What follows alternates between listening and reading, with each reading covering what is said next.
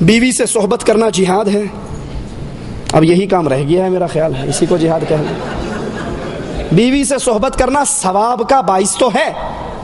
اللہ کے نبی نے فرمایا کہ تم بیویوں سے صحبت کرتے ہو اللہ اس پہ اجر دیتا ہے. صحابہ نے کہا یہ تو خاص ہمارا معاملہ ہے, نفسانی خواہش ہے, اس پہ ثواب. کہا اگر تم غیر جگہ پہ, حرام جگہ پہ جا کر بدکاری کرو گے تو گناہ ملے گا, حلال جگہ پہ کرو گے تو ثواب ملے گا. لیکن جہاد یہ نہیں ہے. جہاد اللہ کی توحید کے کلمہ کو بلند کرنے کا نام جہاد ہے.